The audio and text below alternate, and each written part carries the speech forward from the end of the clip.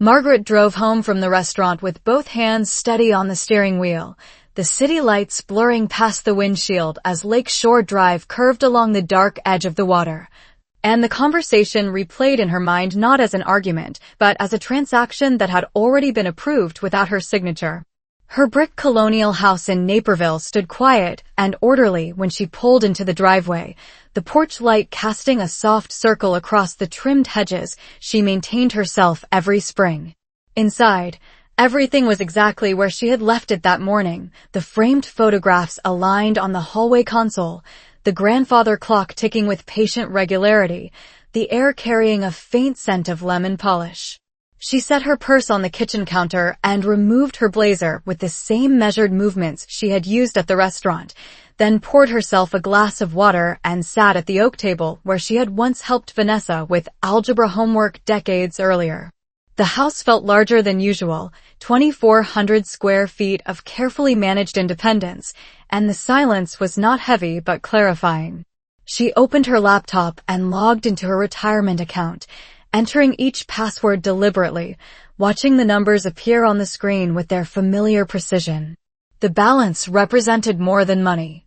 It represented early mornings, late faculty meetings, summers spent reviewing budgets instead of traveling, modest sedans purchased in cash rather than luxury vehicles financed on impulse.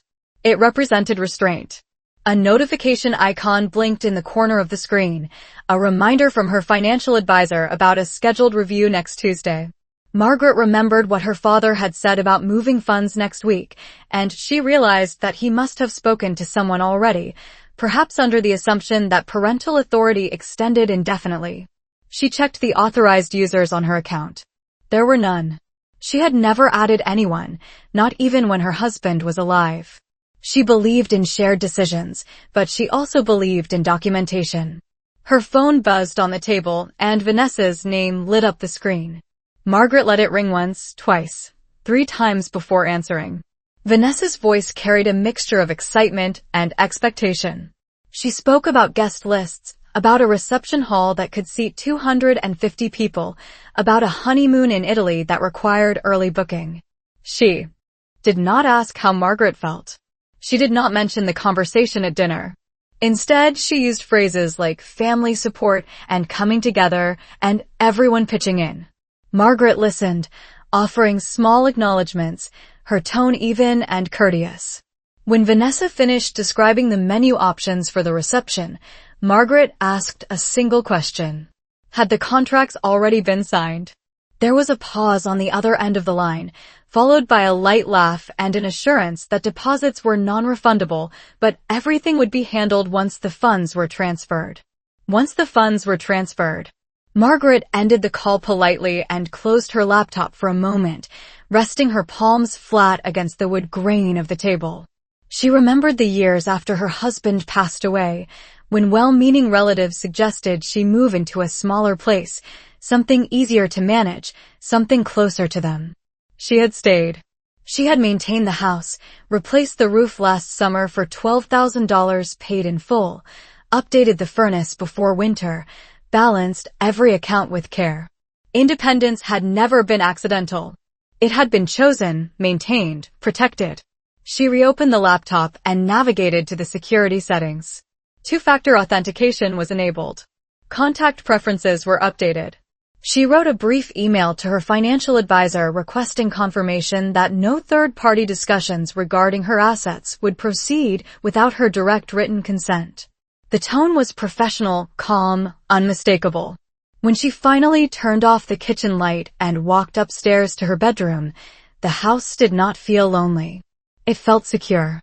And for the first time that evening, Margaret allowed herself to acknowledge the quiet truth forming beneath her composure. They had mistaken her kindness for access. They were about to learn the difference. The next morning Margaret woke before sunrise, the pale gray light filtering through the blinds and stretching thin lines across her bedroom walls, and for a moment she lay still listening to the quiet hum of the furnace cycling on against the early autumn chill. The house remained steady around her, insulated and dependable, a structure she had maintained with intention rather than impulse. She rose, tied her robe at the waist, and moved through her morning routine with deliberate calm, brewing coffee in the stainless steel machine she had purchased 5 years earlier after researching reviews and comparing warranties. The aroma filled the kitchen as she opened her laptop again, not out of panic but out of habit, reviewing the email she had sent to her financial advisor the night before. There was already a response waiting. He assured her that no changes could be executed without her direct authorization and confirmed that someone had in fact inquired about liquidity options tied to her retirement account earlier that week. The message did not include names, but it did not need to. Margaret read the words twice, then closed the laptop gently. Later that afternoon her phone rang again, and this time it was Thomas. His tone carried a controlled irritation, the kind he used years ago when a contractor missed a deadline, or when a service charge appeared unexpectedly on a statement. He asked whether she had contacted the advisor. He said there seemed to be some confusion about access. Margaret answered in the same measured cadence she had used throughout her career when diffusing tense school board meetings. She told him she had clarified her account security settings. She told him there would be no transfers. There was a pause long enough for her to imagine him adjusting his glasses, recalculating his approach. He reminded her that family supported one another. He mentioned how proud she should feel contributing to something joyful. Margaret did not argue. She did not raise her voice. She asked him whether he had ever considered reducing the scale of the event to match available resources. The question seemed to unsettle him more than refusal. That evening Linda left a voicemail describing how disappointed Vanessa would be if plans had to change, how vendors had already been selected, how guests had been invited from out of state. The words were framed as concern, but beneath them Margaret heard expectation hardened into assumption. She stood by the living room window while listening, watching a neighbor walk his golden retriever past her trimmed front lawn, the dog's leash stretching and relaxing in steady rhythm. She remembered the year Vanessa graduated from college, when Margaret had quietly written a check covering the remaining tuition balance so that there would be no loans accumulating interest. She remembered the Christmas when Vanessa wanted a designer handbag priced at $800 and how Margaret had hesitated before purchasing it, convincing herself that generosity strengthened bonds. Each gesture had been voluntary. None had been contractual. Now the narrative had shifted. Now generosity was being converted into obligation. Margaret returned to her desk and printed a summary of her account statements, stacking the pages neatly, not because she intended to defend herself, but because she valued clarity. She drafted another message to her advisor requesting an in-person meeting rather than a phone call, preferring eye contact and documented assurances. Outside, the afternoon sun lowered across her backyard, casting long shadows over the wooden deck she had sealed herself last summer. The house remained quiet, unchanged, but within that quiet something definitive had settled. She understood that the conversation would escalate. She understood that disappointment might be redirected toward her. But she also understood that financial independence was not a communal resource simply because it was visible. It was the result of decades measured in pay periods and prudent decisions.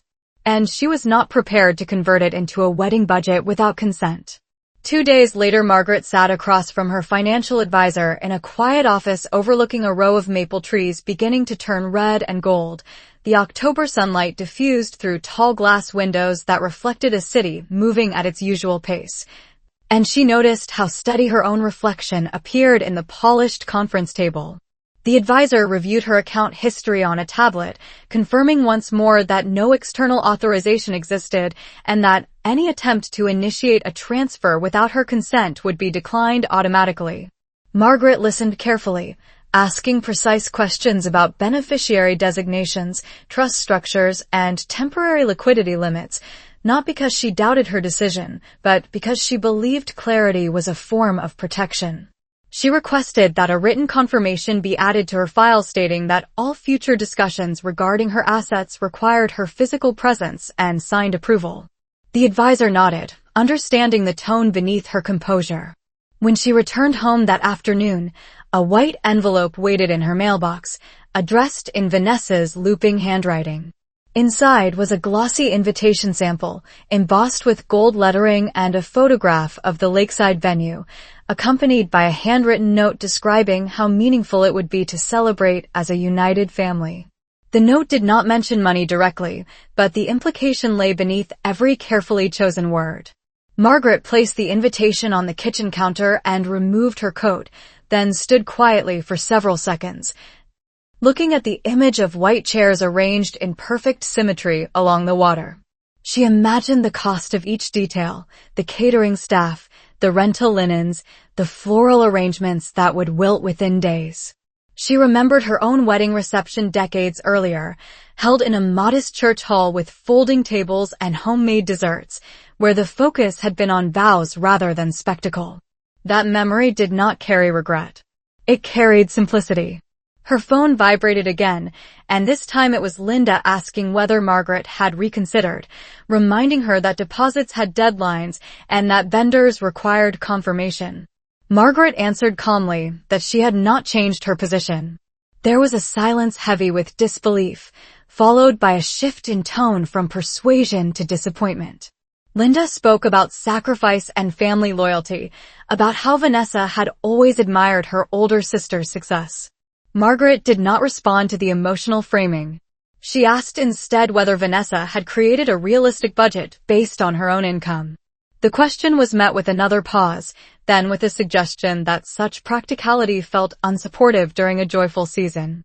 After the call ended, Margaret walked through her house slowly, passing the dining room where holiday dinners had once been crowded and warm, the hallway where childhood photographs lined the walls, the guest bedroom where Vanessa had stayed during college breaks.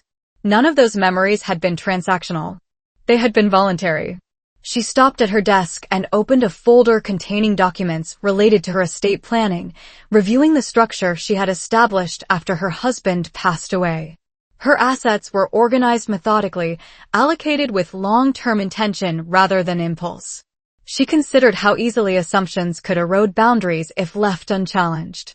Outside, a delivery truck drove past, the low hum fading as it turned the corner, and Margaret felt the same steady clarity she had felt at the restaurant when the original declaration had been made.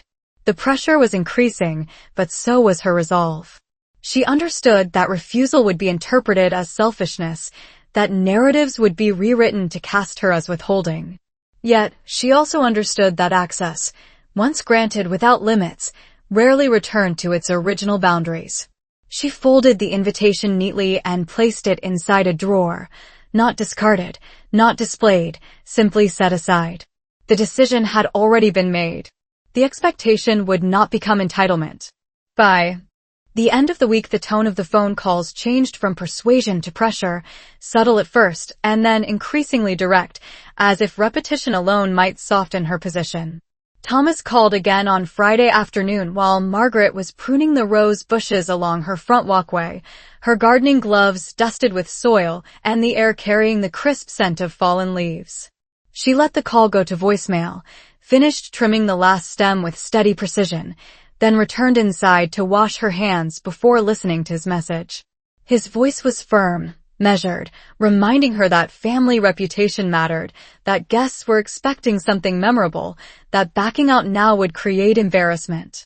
Margaret stood at the kitchen sink, drying her hands on a clean white towel, and considered how easily the word embarrassment had replaced the word gratitude. She did not return the call immediately. Instead, she sat at the dining table and opened a notebook she had used for years to track household expenses. The pages were filled with neat columns and dates, property taxes paid every spring, insurance premiums adjusted annually, maintenance costs recorded down to the dollar. She added a new page at the back and wrote a simple heading, Wedding Projection. Beneath it she listed the estimated expenses Vanessa had mentioned, venue rental, catering for 250 guests, floral arrangements, music, photography, travel accommodations. The total approached a number that could fund a modest retirement account for a young couple starting out. Margaret studied the figure without emotion. It was not the amount alone that unsettled her. It was the assumption that the amount was hers to surrender without consultation. That evening Vanessa arrived unannounced, her heels clicking sharply across the hardwood floors as she stepped inside with a carefully composed expression. She spoke about stress and timelines, about contracts and expectations, about how difficult it was to plan something meaningful when uncertainty lingered. Margaret invited her to sit at the kitchen table and poured her a glass of water. She listened as Vanessa described the pressure she felt from vendors and friends who had already saved the date. When Vanessa finished, Margaret asked quietly whether she and her fiancé had discussed adjusting their plans to align with their own income. The suggestion was met with visible frustration. Vanessa said it felt unfair that Margaret, who had more than enough, would choose not to help. Margaret did not respond to the accusation. She folded her hands and looked at her sister with calm attentiveness. She explained that having enough did not obligate her to distribute it. She said that support could take many forms, but automatic access was not one of them. Vanessa's expression shifted from appeal to disbelief, as though a rule she had assumed permanent had suddenly expired. The visit ended without resolution. After the door closed, Margaret walked through her quiet house once more, pausing at the living room window as evening settled over the neighborhood. The streetlights flickered on one by one, illuminating the pavement in steady pools of light. She felt no anger, only clarity. The pressure would continue. The disappointment would likely intensify. But she understood something fundamental now. Boundaries, once articulated, tested relationships in ways generosity never did. And she was prepared for that test. The following week the atmosphere around Margaret shifted from disappointment to strategy, subtle but unmistakable, as if a quiet campaign had begun behind conversations she was no longer included in. She sensed it in the delayed responses to her messages and in the brief tone Thomas used when he finally called again on Monday evening. He did not begin with persuasion this time. He began with logistics. He mentioned that the wedding coordinator needed confirmation of payment schedules and that delays could incur penalties. He spoke as though the outcome were still adjustable if only Margaret would be reasonable. She listened without interrupting, seated at her desk beneath the soft light of a brass lamp, the account statements she had printed earlier stacked neatly at her elbow. When he paused, expecting reconsideration, she replied with the same measured steadiness she had carried through boardroom disputes and contract negotiations for decades. She told him that no transfers would be authorized and that any vendor agreements signed without secured funds were not her responsibility. There was silence on the other end of the line, followed by a shift in tone that carried restrained frustration. He suggested that she was placing pride above family. She responded that financial boundaries were not pride. They were clarity. After the call ended, Margaret did not feel shaken. She felt prepared. The next morning, she drove to her bank branch, a modest brick building near a shopping plaza she had visited for years. Inside, the familiar scent of polished counters and filtered air greeted her as she approached the service desk. She requested a review of all linked accounts and verified that no secondary permissions had been added through any oversight. The representative confirmed her settings and provided printed documentation. Margaret folded the pages carefully and placed them inside her leather folder. It was not distrust that guided her actions. It was experience. She had seen how easily assumptions could evolve into claims. Later that afternoon, Vanessa sent a lengthy message describing how difficult it was to scale back plans after announcements had been made. She listed guest counts and menu revisions, implying that each reduction carried humiliation.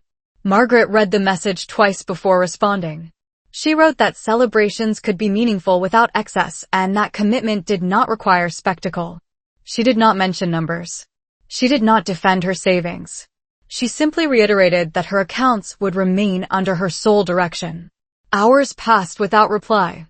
That evening Linda called again, her voice softer now, carrying a note of wounded disbelief. She asked whether Margaret understood how this decision might change relationships. Margaret stood by her living room window while speaking, watching a light rain begin to fall across her quiet street. She said she did understand. She said that relationships built on access rather than respect were fragile long before any boundary was set. The rain intensified briefly, tapping against the glass in steady rhythm, then softened again. When the call ended, Margaret turned off the lamp and sat in the dim glow of the room, not reflecting on conflict but on alignment. For years she had equated support with surrendering convenience. Now she saw the difference. Support was voluntary. Access was conditional. And the condition had been revoked. She felt no triumph, only equilibrium. Outside, the neighborhood remained unchanged, porch lights glowing warmly against the wet pavement. Inside, the decision remained firm, anchored not in anger, but in the understanding that once a line is drawn clearly, it does not require repetition. It requires consistency. By the third week the pressure was no longer subtle, and Margaret recognized the shift the moment she saw her family gathered in her driveway on a Sunday afternoon without prior notice. Thomas stood with his hands clasped behind his back, Linda beside him with a purse tucked firmly under her arm, and Vanessa pacing slightly near the walkway as if rehearsing an argument she had already prepared. Margaret had just returned from the grocery store, 2 reusable bags resting on the passenger seat, when she noticed them waiting. She turned off the engine and stepped out calmly, closing the car door with measured precision. The air carried the faint scent of fallen leaves and distant chimney smoke, the kind of autumn afternoon that usually felt comforting. Today it felt deliberate. She greeted them without tension and unlocked the front door, inviting them inside. Once seated in the living room, beneath the framed photographs and the steady ticking of the grandfather clock, Thomas began speaking without preamble. He said the situation had become urgent. He explained that vendors were demanding confirmation and that the wedding coordinator had warned of cancellation fees. Vanessa added that guests had already purchased airfare and hotel rooms. Linda mentioned how embarrassing it would be to scale back now.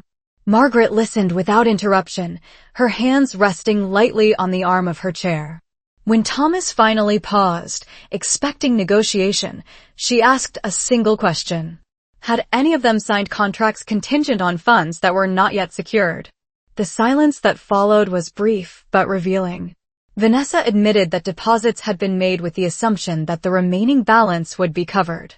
Margaret nodded once, absorbing the information without visible reaction. She explained that assumptions were not agreements. Thomas responded more sharply this time, suggesting that Margaret was choosing principle over compassion. The word compassion lingered in the room as if it had been placed there deliberately. Margaret did not respond immediately. She stood, walked to the kitchen, and returned with a folder containing printed account confirmations and the letter from her financial advisor outlining her authorization requirements. She handed the documents to Thomas without flourish. He scanned the pages, his expression tightening as he recognized that every safeguard was documented and current. Linda looked between them, searching for a compromise that no longer existed. Vanessa's composure began to thin, and she spoke about feeling unsupported, about watching friends receive generous contributions from their families. Margaret listened until the words slowed, then she spoke in a voice steady enough to quiet the room. She said that support was not measured by spectacle. She said that she had provided assistance many times before, willingly and without record. She said that what she could not provide was unrestricted access to savings accumulated over a lifetime of disciplined work. Thomas asked whether she was prepared to damage family relationships over money. Margaret answered that relationships damaged by boundaries were already fragile. The statement landed without raised volume, without anger, but with finality. No one responded immediately. The grandfather clock marked the passing seconds with quiet certainty. Eventually Vanessa rose from the sofa, frustration evident but controlled, and announced that they would need to reconsider their plans. Thomas folded the documents carefully and placed them back on the coffee table as if conceding a point in a debate he could not win. Linda avoided eye contact as she gathered her purse. When they left, the front door closed with a soft, ordinary click. Margaret stood in the hallway for a moment after they departed, listening to the engine of their car fade down the street. She did not feel victorious. She felt aligned. The house around her remained unchanged, solid and quiet, the floors polished, the walls steady. Outside, the late afternoon sun cast long shadows across her lawn. Inside, her decision remained intact. Access had been requested. Access had been denied. And for the first time since the conversation began weeks earlier, there was no confusion about where she stood.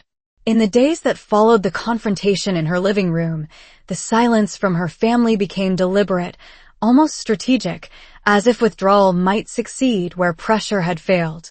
Margaret noticed it first in the absence of routine messages, the small updates that once arrived casually about menu tastings or guest confirmations.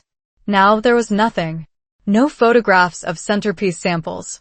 No links to honeymoon destinations. Even the group text thread, once active with minor details, remained still. She did not reach out to fill the gap.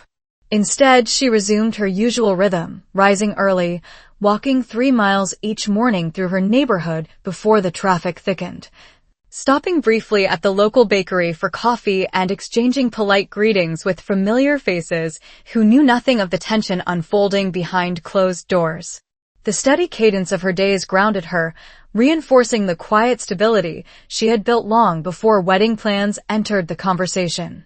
On Thursday afternoon, an envelope arrived addressed to all immediate family members, including Margaret, announcing a revised ceremony location.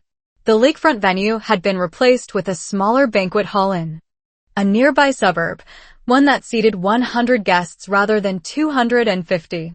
The invitation was simpler, printed on matte cardstock rather than embossed stock. Margaret examined it carefully, noting the scaled-back details without commentary. There was no accompanying note, no acknowledgement of the changes. Only a date, a time, and a location 15 miles from her home. Later that evening, Linda called, her voice subdued. She explained that certain vendors had been released and that Vanessa and her fiancé had decided to adjust expectations. The word adjust lingered carefully in the air, chosen to soften what had actually occurred. Margaret listened without satisfaction. She did not interpret the revisions as victory. She interpreted them as recalibration. Linda mentioned that tensions had risen between Vanessa and her fiancé over finances, that discussions about shared responsibility had become unavoidable. Margaret responded that such discussions were healthy before a marriage began. There was a long pause on the line before Linda quietly agreed. After the call ended, Margaret stepped onto her back deck, the late afternoon sun warming the wooden boards beneath her feet. She looked out at the modest yard she maintained herself, at the fence repaired 2 summers ago, at the small herb garden flourishing near the patio steps. Everything there reflected intention rather than excess. She thought about how easily celebration could drift into competition, how often generosity became assumed rather than appreciated. She felt no resentment toward Vanessa, only a clearer understanding of how expectations had been shaped over time. On Saturday, she received a brief message from Vanessa acknowledging the updated plans and stating that the ceremony would be intimate but meaningful. There was no apology, but there was also no demand. Margaret replied with a simple sentence, wishing her clarity and joy in her decisions. The exchange was short, restrained, but different from previous conversations. Something had shifted. The wedding would proceed on a smaller scale, funded by those entering the marriage rather than by redirected savings. As evening settled over her quiet street, Margaret sat at her kitchen table reviewing her monthly budget, confirming automatic payments and long-term projections with the same diligence she had always practiced. The numbers aligned. The accounts remained secure. Outside, porch lights flickered on across the neighborhood in steady sequence, illuminating sidewalks and driveways in soft pools of light. Inside, Margaret felt the calm that accompanies consistency. She had not raised her voice. She had not severed ties. She had simply refused access. And in doing so, she had altered the direction of a narrative that once seemed inevitable. The celebration would take place. The vows would be spoken. But the assumption that her lifetime of discipline could be converted into someone else's spectacle had quietly ended. The morning of the wedding arrived with a pale winter sun rising over a quiet suburban skyline, the air crisp and clear as Margaret stood at her bedroom window fastening a simple strand of pearls around her neck. The ceremony was scheduled for 2 o'clock at the smaller banquet hall 15 miles away, and she allowed herself extra time, not out of hesitation but out of habit. She dressed in a tailored charcoal suit, understated and elegant, the kind that did not compete with the bride, yet did not diminish her own presence. As she drove through the calm Saturday traffic, she noticed how ordinary the day felt. Cars waited at red lights. Families crossed sidewalks carrying wrapped gifts. Life moved forward without commentary. When she arrived, the venue reflected the revisions she had already anticipated. The entrance was modest, decorated with white floral arrangements that were tasteful rather than extravagant. Inside, rows of chairs filled a room scaled for intimacy rather than spectacle. Guests greeted one another warmly, and Margaret observed the subtle shift in atmosphere. There was no orchestra, no towering installations of imported flowers, no elaborate lighting. There was a quiet sincerity in the space. Vanessa stood near the front in a simplified gown, still beautiful but less ornate than the one originally described. When their eyes met, there was a brief pause that carried weeks of unspoken tension. Margaret offered a small nod, not triumphant, not apologetic, simply present. The ceremony began promptly. Vows were exchanged with steady voices, and when the officiant pronounced them married, the applause that followed was genuine and unforced. During the reception, Margaret sat at a round table near the center of the room. Conversations flowed easily around her.